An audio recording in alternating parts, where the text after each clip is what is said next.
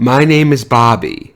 My journey has one more stop, to a place where ghosts roam and witches hang. It's a funny thing about this place. I keep imagining things.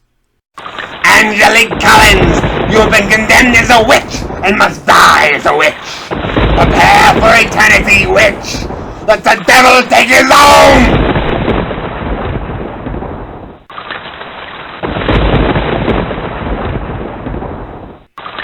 Alright, witches and werewolves, we are at the official end of the original Dark Shadows, with the second and final movie featuring the TV cast, directed by series creator Dan Curtis, Night of Dark Shadows. Will it be a spooky send-off to the classic horror soap opera? Or will it be haunted by the ghosts of a rushed editing job?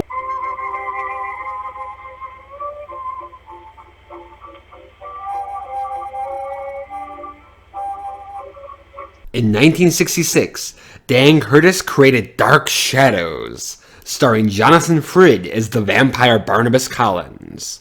In 1970, he directed his first movie, House of Dark Shadows, which was a huge hit, and MGM executive James Aubrey offered him a 3-picture deal.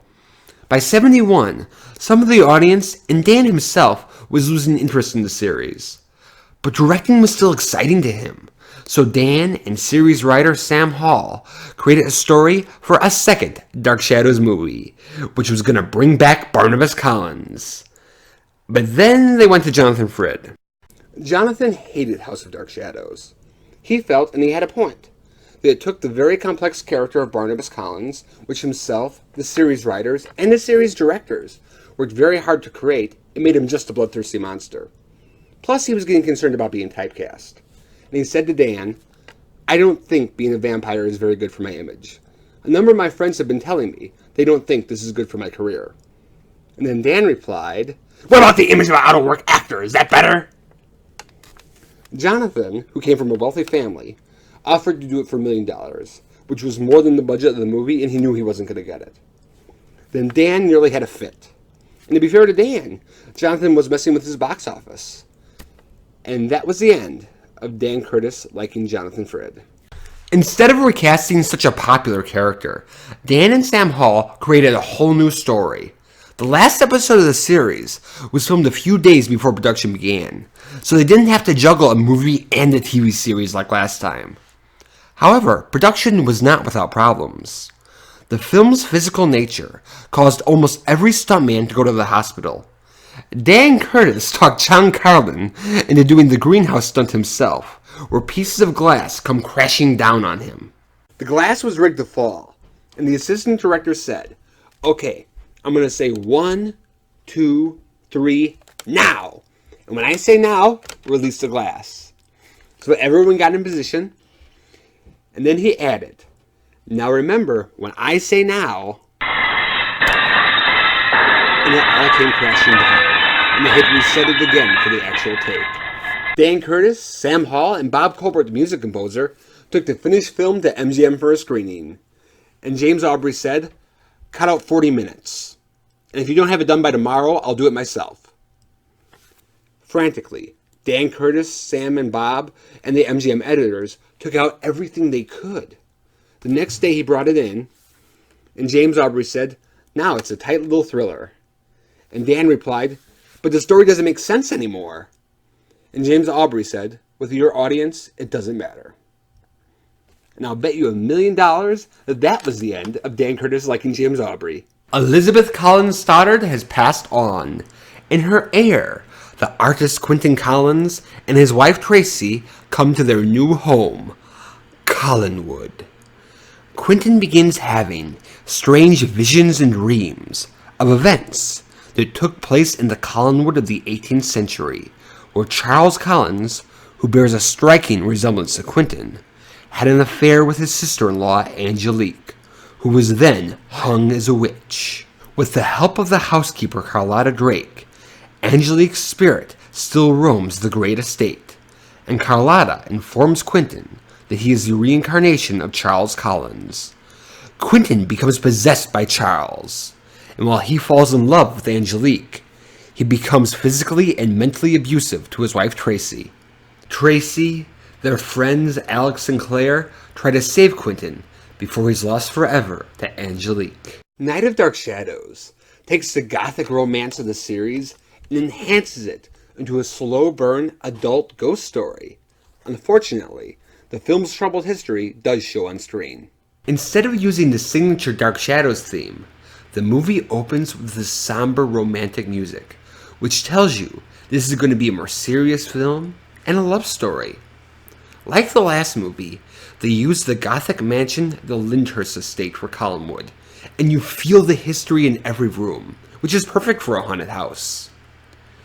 As Quentin becomes infatuated with Angelique, he starts to resent Tracy and becomes violent.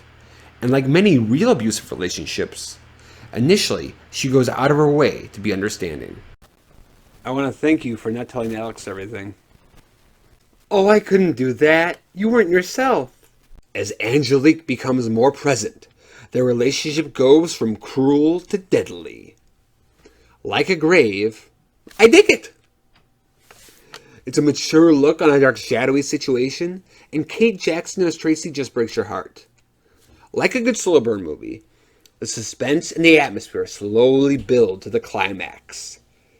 And that's where it falls apart because of the missing footage. There's an early missing scene where Alex suspects Angelique and realizes that Quentin is dreaming that he's Charles Collins, which would have made his later investigation about the portrait seem more natural. They cut the scene of Angelique leading Tracy to the abandoned swimming pool in her dream, which makes Quentin drowning her less scary because now Tracy has no reason to be looking for Quentin there. They even cut the climactic seance scene. So this is why Laura was laughing at the funeral. They are buried in an empty coffin. I know you're here, Angelique, that you're not a witch, that your death was unjust. We have found yours and Charles' bodies and have buried them in holy ground. Come with me.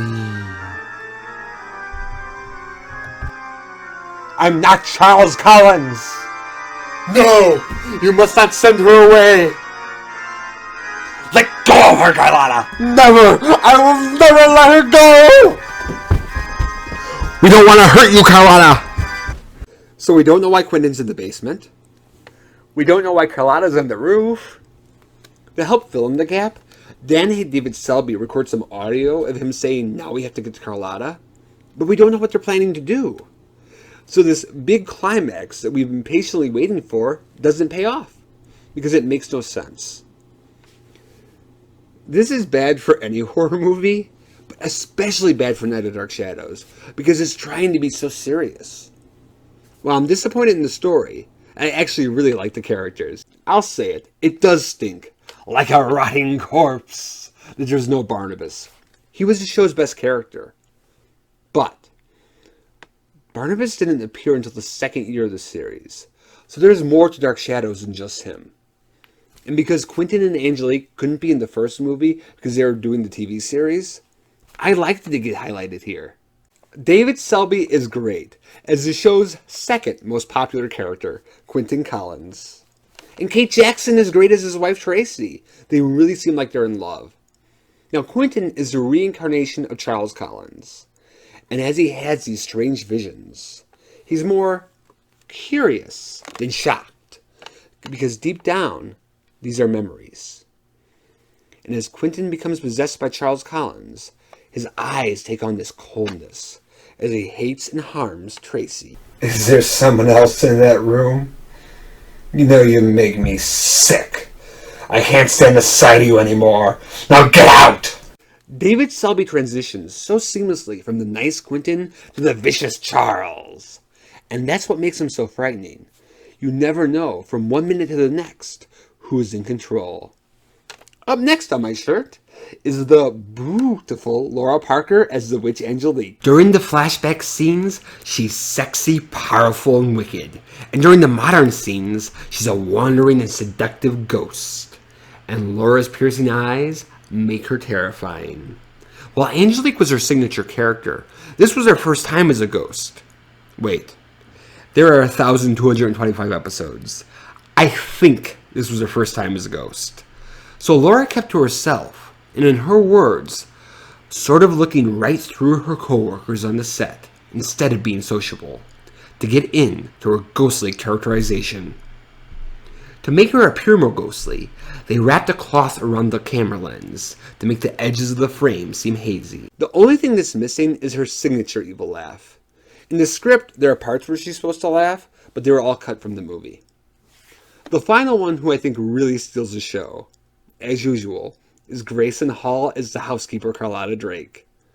Carlotta is the reincarnation of Sarah Castle, a little girl from the 1800s who was infatuated by Angelique, and it's her love that's keeping Angelique alive. Grayson captures that gothic feeling.